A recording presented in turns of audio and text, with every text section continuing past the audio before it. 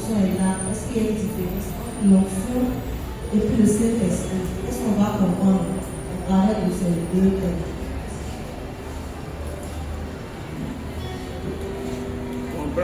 Là, il doit avoir une personne ici qui c'est, voilà, répondre à ça. Si le temps nous permet après. Est-ce que c'est forcément par le baptême qu'on ne reçoit pas le Saint-Esprit?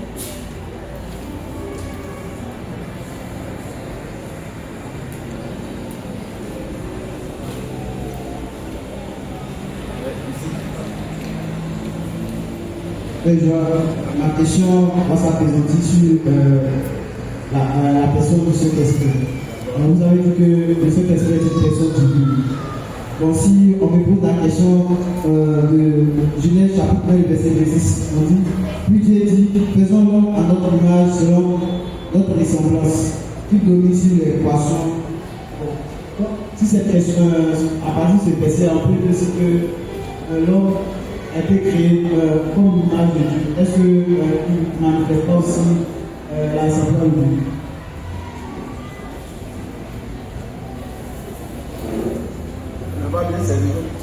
Ce que je voulais dire, est-ce que on peut dire que, comme on dit, le Saint-Esprit est une personne divine, alors que l'homme a été créé selon Dieu.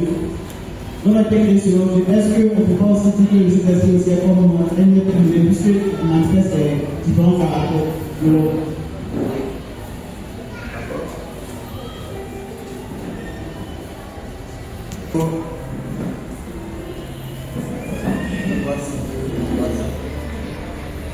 Le dimanche passé, on a laissé 2 ou 3 personnes. On va commencer par là.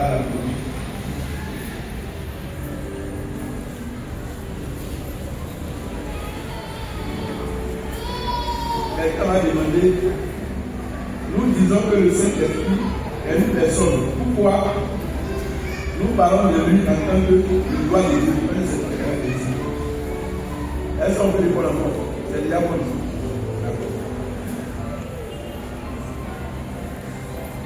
Nous avons le Saint-Esprit au baptême, à l'effusion et dans nos prières. Pourquoi nous disons dans nos prières, viens Saint-Esprit?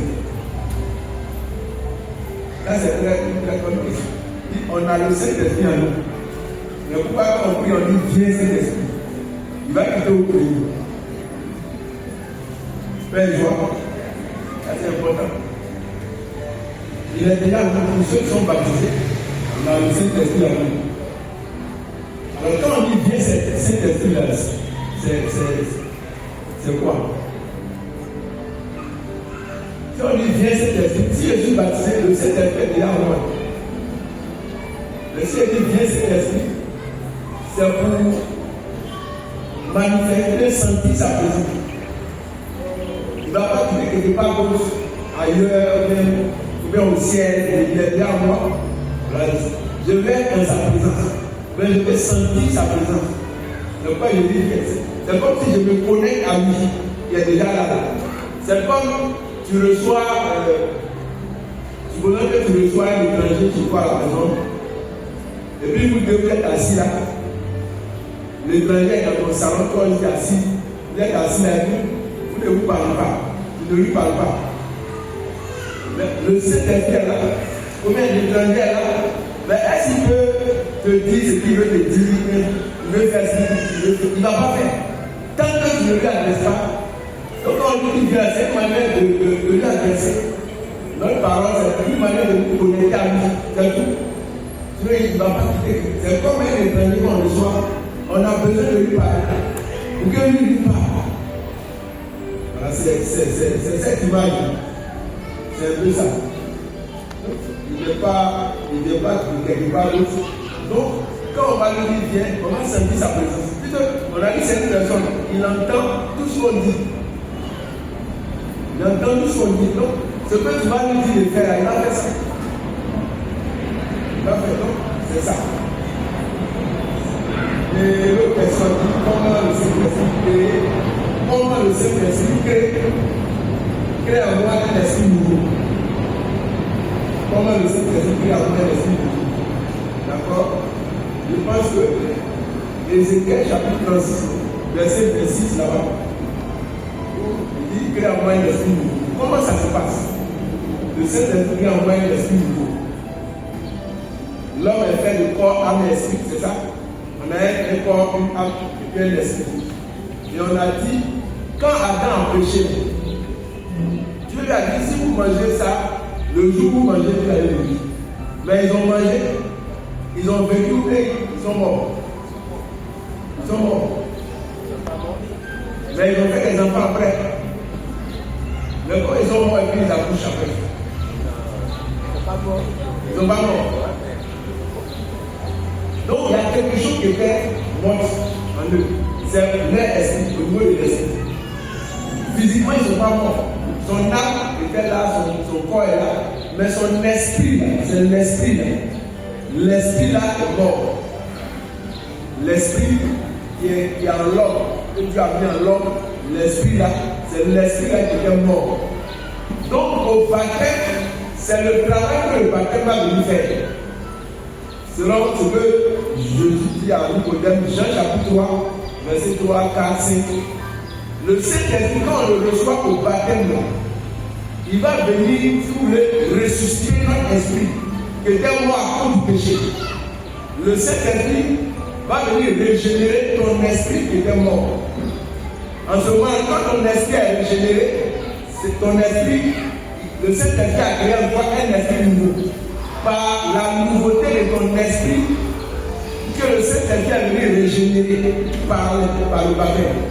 Donc le baptême, le Saint-Esprit agit sur notre esprit qui était mort à cause du péché. Quand on reçoit le baptême, notre esprit est régénéré, notre esprit est renouvelé, est recréé. C'est ce que ça veut dire. Père joie. Donc, désormais, on a la capacité de connaître Dieu, d'aimer Dieu, d'adorer Dieu, ainsi de suite. Donc, c'est ça. C'est le travail que le Saint-Esprit fait en nous par le baptême. Notre esprit est visité. Les questions là, d'abord, est-ce que le Saint-Esprit fait toujours ce qu'on lui demande? Ça, c'est non. Parce que moi-même, je ne fais pas tout ce que ma femme me demande, même mes enfants me demandent. À plus forte raison, le Saint-Esprit, qui est Dieu. Il n'est pas soumis à notre volonté. Le Saint-Esprit est Dieu. Tout à l'heure, il est Dieu. Donc, il n'est pas soumis à notre volonté. C'est nous qui lui sommes soumis. Donc, il ne peut pas faire plus qu'on lui demande. Si tu lui dis Saint-Esprit, donne-moi le mari de la fille là. Mais il ne va pas faire. Mais il doit. Donc il ne peut pas tout faire. Même quand l'intention même est bonne, il peut ne pas faire comme il peut faire. Il peut dire attends un peu. Ou bien il peut dire attends. Ou bien il peut dire c'est pas le moment. Ou bien il peut dire l'intention est bonne, mais c'est pas bon pour toi. Donc le Saint-Esprit ne peut pas tout faire, tout ce qu'on lui demande. C'est à nous. C'est pourquoi la Bible dit nous ne savons pas prier. Romains 8, 26 là-bas. Nous ne savons pas prier, mais le Saint-Esprit prie en nous. Parce que le Saint-Esprit sait ce que il connaît la volonté de Dieu. Donc, c'est par le Saint-Esprit que nous arrivons à bien prier. Que notre prière puisse entrer dans la volonté du Père, qu'on soit exaucé. Père joie. Donc, je ne peux pas vous faire. Oui. Est-ce que le Saint-Esprit peut habiter quelqu'un qui n'est pas baptisé? Non. J'ai dit, le Saint-Esprit, il peut être avec toi, il peut être sur toi, mais en toi, il peut être en toi. Si tu n'as pas le Saint-Esprit, tu peux prophétiser, tu peux exercer des dons, des charismes, tu peux avoir dons de guérison, tu peux avoir prophétie, vision, tout ça. Mais venir s'asseoir en toi, habiter en toi, il ne peut pas venir habiter en toi. Il faut que tu sois baptisé. Il vient créer en toi un esprit nouveau. Que tu sois baptisé. Donc, c'est la porte. Le baptême, c'est la porte par laquelle on reçoit en nous, il précise en nous, le Saint-Esprit. Mais sur nous, ça c'est. Même un animal même peut prophétiser. Mais est-ce que le Saint-Esprit en nous? Non.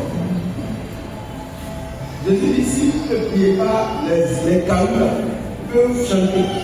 Si le caillou chante ici, il ne sait pas qu'il va rester ici. Donc, il faut être baptisé pour recevoir en toi, le Saint-Esprit. Ça, c'est la porte. C'est très important. Prier sur toi, tu peux être visité par le Saint-Esprit. Quand on fait la diffusion, ceux qui ne sont pas baptisés, ils reçoivent aussi les grâces du Saint-Esprit. Ils reçoivent aussi. Acte chapitre 10, Pierre ça va prêcher chez les païens, je connais. Pendant que Pierre prêche, tous ceux qui ont entendu la parole de Saint-Esprit est venu sur eux. Il est venu sur eux. Pas en eux, sur eux. Et ils ont commencé à parler en eux, prophétiser. Des païens. Et quand Pierre a dit ça, il dit non. Si ceux-là partagent la même grâce que nous on a reçue, pourquoi ne pas les baptiser? Et Pierre a ordonné qu'on les baptise. Donc maintenant, on les a baptisés. Et le Saint-Esprit maintenant vient en eux. Ben, ils vont donc tous être baptisés. Ils viennent en toi. Mais si tu n'es pas baptisé, tu travailles en toi. Il peut être avec toi. Mais il faut que tu l'aies en toi. C'est le plus important. Passer avec toi, ou bien sur toi, ce n'est pas toujours. Mais en toi, c'est toujours. Ben, je vois. Autre question encore. Je pense que la question rejoint ça arrivait à une autre question. Est-ce que c'est forcément à le baptême qu'on reçoit le Saint-Esprit? On a répondu à ça. Donc, c'est par le baptême qu'il faut être baptisé. Quelle est la différence entre l'onction et le Saint-Esprit? D'accord. Le Saint-Esprit n'est pas l'onction. C'est pourquoi il a pris 2 dimanches pour parler un peu de ces manifestations, de ces représentations, pour essayer d'effacer de notre esprit les fausses conceptions de la personne du Saint-Esprit. Il se représente par certaines choses qu'on a dit. Il s'est fait appeler aussi par des appellations qu'on a dit. Donc l'onction, ce n'est pas le Saint-Esprit. Quand il dit, vous recevez une puissance celle du Saint-Esprit et vous serez mes témoins. C'est la puissance du Saint-Esprit qui le reçoit. Si vous voulez faire l'onction du Saint-Esprit, qui le reçoit. Donc le Saint-Esprit nous donne son onction. Mais le Saint-Esprit lui-même, il n'est pas l'onction. Il nous donne son onction. Et il nous donne sa puissance, sa capacité, son approbation. Il nous donne la capacité d'agir. Donc c'est différent. Le Saint-Esprit est Dieu, mais l'onction n'est pas Dieu. L'onction c'est une matière, mais c'est une force qu'il nous donne, qui est symbolisée par l'huile. Par l'huile qu'on verse par l'Ancien Testament. L'onction est symbolisée par une huile qu'on verse sur la tête. Même aujourd'hui encore l'huile existe. Quand on te baptise, on te marque par le Saint-Esprit. C'est une huile, l'onction. Donc l'huile là, ça c'est l'onction. L'esprit là, c'est pas le Saint-Esprit. Ben joie. Donc c'est différent. C'est bon. Il y a une question. C'est Genèse 1:26. Comme tu as la descendance de Dieu, est-ce que par rapport de là, on peut dire que si le temps tu l'identifies, est-ce que par rapport de là, on peut dire que le Saint-Esprit est un homme? C'est bien ça? Je pense que j'ai expliqué beaucoup. J'ai cité la leçon. Et je voulais même poser la question. Quelle est la différence entre une personne et un homme? Le Saint-Esprit est une personne, mais le Saint-Esprit n'est pas un homme. Parce que s'il est un homme, il doit avoir un corps physique. Mais il n'a pas de corps physique. S'il est un homme, il doit avoir du sang qui coule en lui. Le Saint-Esprit n'a pas de sang. Mais joie, il n'a pas ça. Même si certains un jour prié ici, ils ont invoqué le sang du Saint-Esprit. Mais le Saint-Esprit n'a pas de sang. Comme un homme. Donc, c'est ça. Le Saint-Esprit est Dieu. Mais j'ai dit qu'il a des caractéristiques d'une personne. On a parlé de main, bouche, tout ça. Tout ça c'est spirituel. Quand on dit la main du Saint-Esprit, ce n'est pas physique. Quand on dit la bouche du Saint-Esprit, ce n'est pas physique. c'est spirituel. Toi-même qui es là, tu as une main physique, mais tu as aussi une main spirituelle. Tu as une bouche physique, tu as aussi une bouche spirituelle. Quand on dit par exemple, ils imposeront les mains aux malades et les malades seront guéris, ce n'est pas ta main physique là qui guérit. Père et joie.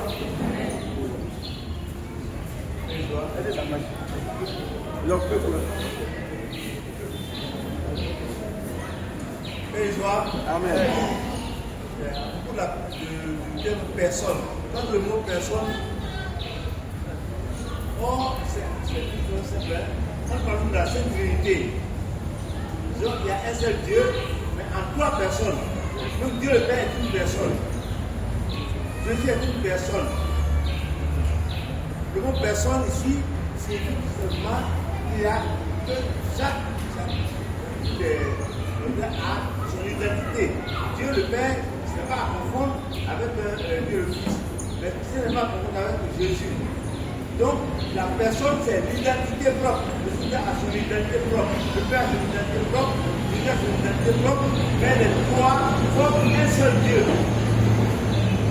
Donc, le fait que Dieu, là, on ne va pas mélanger la identité. Quand je parle de Saint-Esprit, quand je parle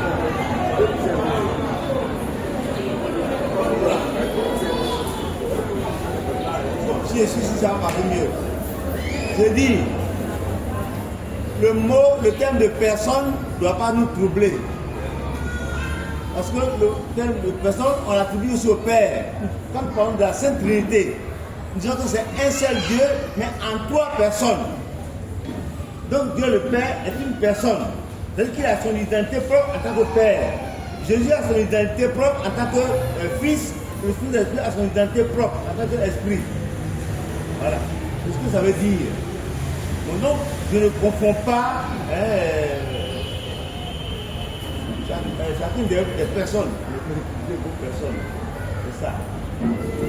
Mais, comme tu as parlé de Genèse 2, 26, c'est ça, non? Oui. Alors, il dit, faisons l'homme à notre image. Faisons, c'est qui?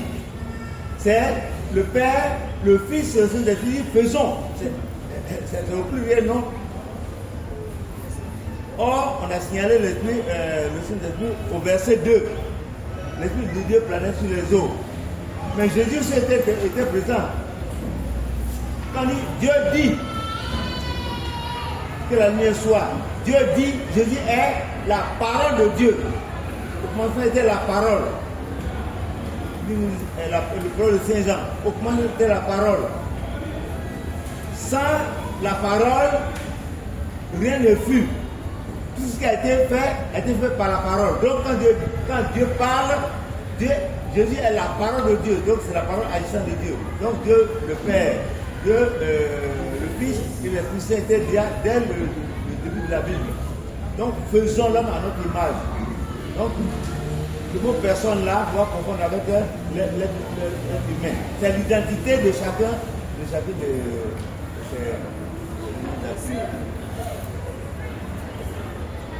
Père joie. Alors c'est bon, on rend grâce au Seigneur. Donc dimanche prochain, on va continuer encore. S'il y a des questions, on va prendre ça le dimanche prochain. Et puis je pense qu'on sera édifié.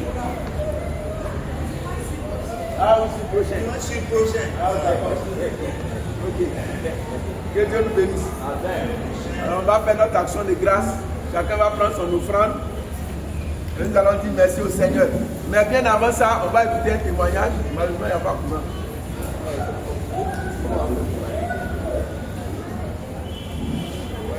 On va aller. D'accord? Papa, viens nous dire ce que le Seigneur a fait pour toi aujourd'hui. On acclame le Seigneur.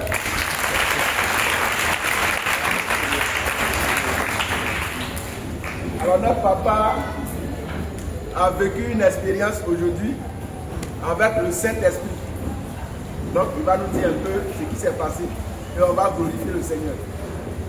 Bon voilà, c'est vrai. Vraiment, je rends gloire à Dieu. y a eu des problèmes à la maison là-bas 2024. Il dit qu'il a eu des problèmes à la maison là-bas en Il a perdu sa 2024. femme. Il a perdu sa femme, Il y avait 4 petits-enfants. 4 petits-enfants. Et tous sont sortis, et puis ils sont partis pour me laisser seul dans 3 chambres salon. Donc il est seul à la maison Maintenant, dans 3 chambres salon. Voilà, je suis là. Je suis là. Moi, quand je me lève, c'est moi, papa, comme ça, qui balaye la maison. Vraiment, ça m'a travaillé. J'étais là un jour, parce que je me lève à 5 h du matin pour prier. Quand j'ai fini de faire ma prière, je suis allé m'asseoir, ça m'a fait pleurer. Quand il pleurait, j'ai demandé à le Seigneur, il dit, mais je fais quoi? Tu as laissé des mots, après tout, déjà c'est tout. Je suis resté ici. Et je suis resté ici. Vraiment, grand honneur. Bon, je n'ai rien aussi pour payer le moyen, et c'est politique. Bon, quand le moyen est fini, je suis sorti, je dis, mais c'est le petit retrait à la banque. Je rentre à la banque, je crois que j'ai un monsieur là-bas, je ne le connais pas. J'ai pris mon petit l'argent, en sortant, il m'a dit, il faut m'attendre en bas du bas. Bon, moi j'ai peur. Je crois que je crois qu'il y a plus de l'argent, je vais lâcher. Et puis, je vais m'asseoir à bas du bas, il m'a dit, bon, il y avait un rendez-vous au secrétariat. J'ai dit, bon, ma mère, il n'a pas l'attendre. Je suis venu au secrétariat ici. Un peu de temps, mon portable, il me demande, j'ai dit que ma femme n'a pas de passe là, où tu es parti? Je ne connais pas.